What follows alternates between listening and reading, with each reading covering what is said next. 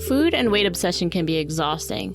Losing weight, gaining weight, dieting, feeling like a failure because you missed your workout, binged, overate, or gained all the weight back. The cycle is endless and it can be maddening. But I am here to say you can stop the madness. You can take back control of your food behaviors, but you have to face your fears, ask for help, and make a change. I am Leslie M. Thornton, Hypnosis for Permanent Weight Loss coach from weightlossalbany.com. This is Hypnosis for Permanent Weight Loss, and I know you can make this happen. On this podcast, you will hear about how to stop the mental madness, how to love your body, trust your food decisions, and take back control of food so you can create a life of happiness, freedom, and inner peace.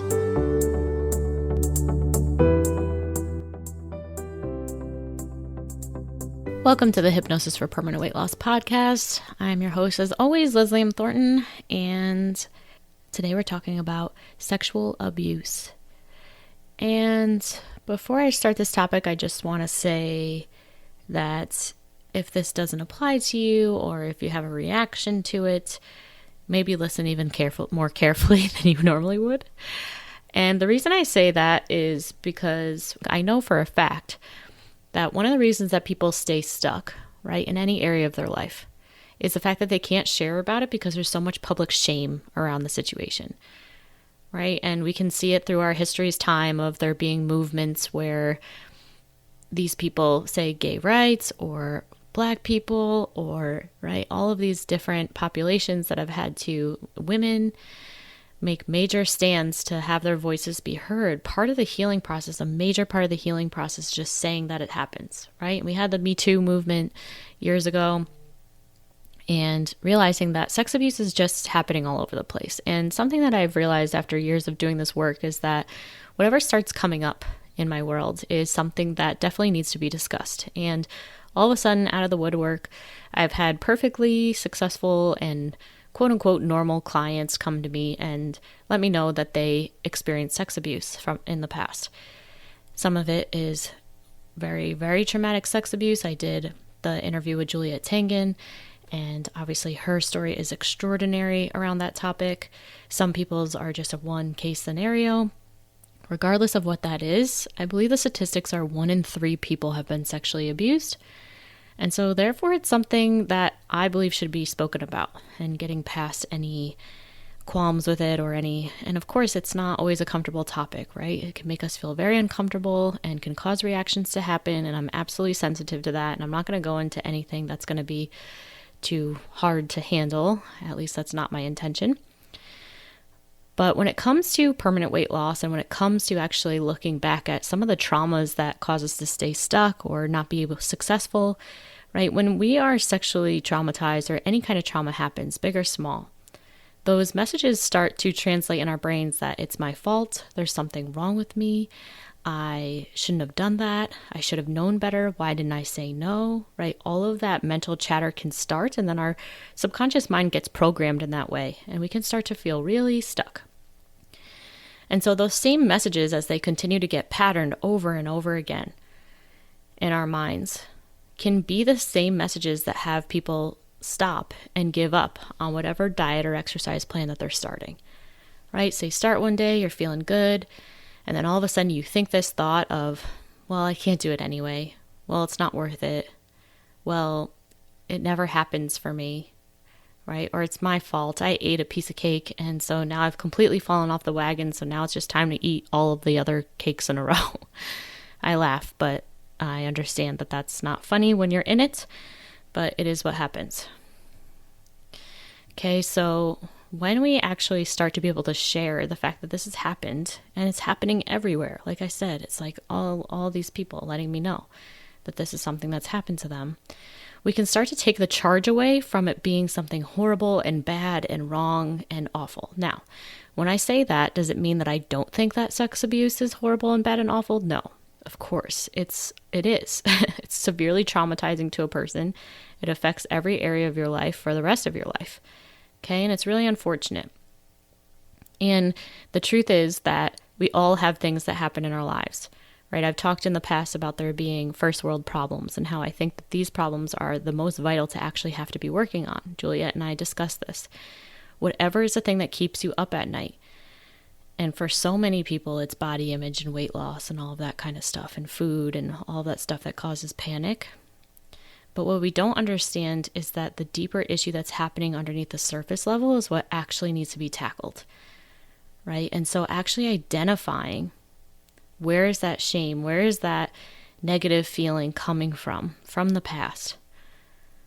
And let's start working on that. And the first step in any recovery process, there's science behind every recovery process, right? All the alcohol recovery programs, food addiction programs, like one of the main parts of that structure is to just say it out loud and admit that it happened, admit that it's a problem. So recently I made an announcement on my Q&A call that just said, hey guys, there's something that we have to address here. Sex abuse is real. There's so many of you who have told me that you've experienced it. And one of the reasons that you're staying stuck is because you're not saying it out loud. You're not letting other people see you, right? And it doesn't mean that you have to. And I understand everybody's on their own journey with when and how and comfort levels and all that kind of stuff. But the magic that happens when you start to actually share your actual story, you have no idea how brilliant that is. I've seen it happen in rooms of hundreds of people where somebody will be brave enough to say what happened to them, and all these light bulbs turn on, and it frees so many human beings that are sitting in those chairs because some one person was brave enough to say what they were fearing, what happened to them, what they're thinking, the things that you just choose not to, either consciously or unconsciously, to say. So that's step number one. Just say it. Just own it. Don't be scared, right? And it doesn't matter. Like maybe you feel totally okay about it. You're resolved about it, right? Or maybe it's something that you think about every day and it's still not resolved at all and it causes you to hate yourself. Either way, just say it. Own it. Have it be part of your story. It doesn't have to be something that you're publishing all over Facebook or something like that, but you know, in whatever way or shape or form. And even if you do want to post it on Facebook, I see plenty of people doing that as well. And I think that's awesome and brave, right? A lot of the success that I've had in my life has been from me being brave enough to share exactly the way I'm thinking and feeling in that present moment. And am I embarrassed from things I've posted in the past? Absolutely. It kind of comes with the territory, right? But just the miracles that happen when you actually just allow yourself to open up your mouth and say whatever's there. Right? So many of you have started to reach out to me and you're understanding and relating to my story. I don't even know what I'm saying half the time. It's just free flow out of my mouth and sharing exactly the stories that my clients have or the stories that I've had or do have, right? That allows for everything to open up for you because it's like, wow, somebody else understands what I'm going through. And that is so healing.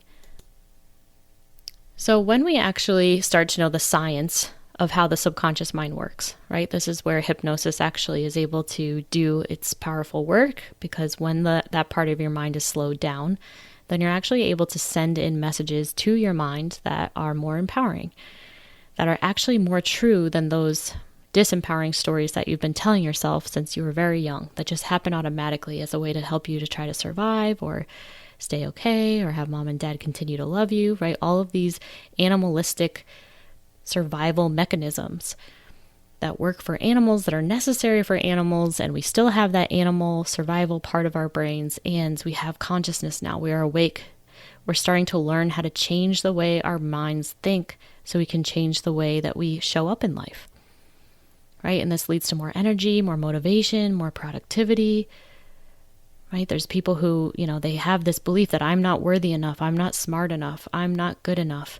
And then they never go after major things that they have been saying that they want to do for their entire lives, right? And then as soon as they start to wake up to what's actually true, what actually is true in your own mind, which is the fact that you are a brilliant, magnificent human being with infinite possibilities, capabilities, potential to be the next whatever person inspires you. Oprah, Elon Musk, right? Einstein, whatever that person is.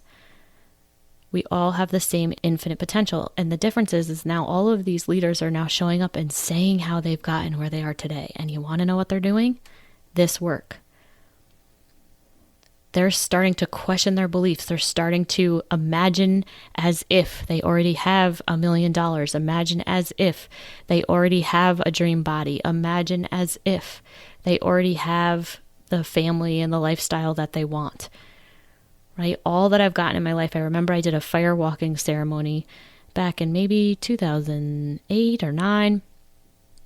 And during that ceremony, and one of the things that I do with my clients is have them journal out their ideal day. That was an exercise I was given. Like, what is your ideal day from morning till night? What would you like to be doing? How would you like to wake up? What would your lifestyle like to be? And at the time, I was in nursing school, and the vision that I had in my perfect day seemed absolutely impossible. I thought, there's no way I could have this level of freedom. I wanted to wake up, beautiful bungalow, looking out over beautiful wildflowers and sunshine, and do some yoga and have my morning hot tea or coffee and go for a walk. And then by afternoon, take out my laptop and start connecting with people and sharing the love and having a business that was crafted over how much I care about people and how much I love people. And I, again, did not think that was possible, but I always kept that North Star in my mind. And what I did was I started to do as much of that as I could on the days that I had off, right? Even if I didn't have the bungalow, even if I didn't have the beautiful bed with beautiful white linens and a down blanket yet, right? It's just like any way that I could kind of live as if that was happening, I would take it. And slowly over years and years and years of just continuing to have that vision, have that North Star, I was able to create it. Is it perfect yet? Absolutely not. And manifestation happens in different ways, right? I had a client, one of my first hypnosis clients. She was actually my first paying hypnosis client back in 2012, 13. She sent at the end of her time with me, I think she worked with me for 3 months, is when I was doing one-on-one coaching at the time. And she sent me a magnet, and it said something like, sometimes the path that you think that you want to be on leads you to the path that you actually need to be on. And I have a feeling that if I was to interview my clients, they'd probably say exactly the same thing by the time they got to the end of the road. So often we think that what we need is the weight to be gone. It really feels that way, and maybe that is true for you. I'm always open to, what is true for the person that I'm speaking with. Everybody has their own authentic truth. And I'm always pointing people in the direction that I feel like is authentically where they are and just asking probing questions to make sure that that's actually true for you. And in my experience, most of the time, it's things like the stuff from the past that are just so deeply wound that is causing you to stay stuck. Whether that's sex abuse or just feeling abandoned or feeling left out or like you don't belong or nobody cares about me. Those messages are so powerful. 95% of the results that you get in your mind, that you get in your life, are based on what's going on in the subconscious mind. Okay, that's powerful stuff. And the people who are happy and successful and at peace and at home with themselves, they've done this work. They've challenged their beliefs. They've learned how to change them around, and therefore they've learned to change the way they feel. They're visualizing what they want, and they're living in integrity because they're doing what is authentic to them. I just did a Q&A call with my Hypnosis for Permanent Weight Loss group last night, and I was talking about integrity with yourself. Okay, so one of the reasons that people have so many breakdowns and upsets and feel like failures with their diets and all of that kind of stuff is because they're pretending that they actually want to lose weight, but in reality, they actually love food. Or they're pretending that they actually care what other people think, but actually that's not enough of a motivator for them. The people that I work with so much care about other people. They're service-based people. They either have businesses or they have families, right? And because of that, they just really don't care as much. They're selfless people, right? And it doesn't mean that they're not human and don't have that belief of, oh God, if I could only lose weight. That's totally normal, right? But the point is that when you're not being honest with yourself, when you're not actually having integrity about what's actually happening in the background, and maybe you don't know, and if that's you, then that's the situation where you can contact me to have a conversation to find out what's happening in the background for you. Because most of the time we don't know. All we know is that we want to lose weight and that we can't keep it off. We can't get it to actually come off or stay off or in the amount that we want, right? We just know that we're struggling and battling with food every single day, and it's so painful. Wake up every day with intentions to lose weight. Go to sleep every night hating yourself for gaining it or for not eating perfect that day. right? But if we were actually honest with ourselves and said, I want it all. I have a rebel part of me that loves to eat cheesecake. I love being in the present moment. I love eating with my family. I love overeating a little bit sometimes, or a lot of it sometimes, right? No judgment at all. But if you're not honoring that part of you, and you just keep pretending that you want to be perfect and completely, watch this and watch that and do this and count that, you're not going to stay consistent because you're outside of who you are. Your value systems are not the same. So it's so important to know yourself, to know what matters to you, right? And then when you allow for all areas of your life to be taken care of, right, you're then able to start to feel in alignment and accept your body the way that it is, because maybe if you do like being in the present moment and being able to eat with friends and family, etc., or at parties or occasions, then your body probably is going to be a little bit bigger than skinny as a rail. But at least you're not suffering. And all that crazy behavior with food goes away when you actually give yourself permission to embrace all parts of your life. And I am not discounting the fact that this can be scary, right? But oh my God, but that means I'm going to gain weight. That means that nobody's going to accept me. Nobody's going to love me. I'm going to lose my job. Everything counts on me looking amazing. I understand. I really do. And we can question those beliefs as well, because the truth is there are many, many successful professional people in the world who have lots of weight on their bodies, and they're happy and they're at peace because they've accepted the way they are. They've embraced all parts of themselves. This is what attracts everything in life, relationships, careers. When someone's at peace and at home with themselves, with their bodies, people can't help but to gravitate towards that. When you see somebody who's at a party and they're anxious and nervous and they're all walled up and they're saying, I can't eat that, I can't eat that, I can't do that, I can't do that. They're isolating themselves. They're going for runs away from family and friends when everybody else is hanging out, right? There's nothing wrong with that. There can be a healthy balance of taking care of yourself. I'm not saying that. But some of those behaviors are taking you away. They're isolating you. They're making you unhappy. And it's like, for what? So that you can feel okay when you look in the picture, to avoid that anxiety, right? To avoid feeling so anxious because you're thinking all of these awful negative thoughts all the time. That used to be me, 100%. I was absolutely doing that all the time. And then I'd have scary binges later when nobody was looking and eat, 10 cookies in a row or something and feel sick after and still be eating after and just all this weird stuff. Okay, and if any of that stuff relates to you, just hear me as I say, it doesn't have to be that way. You don't have to stay stuck anymore. You don't have to go through that hell and that pain, right? It doesn't have to plague you for the rest of your life the way that you probably think that it's always going to. It's not a fact. The fact is you can change the way you feel if you change the way you think. Here at Hypnosis for Permanent Weight Loss, that's what we're up to. And as always, I'm inviting you to reach out.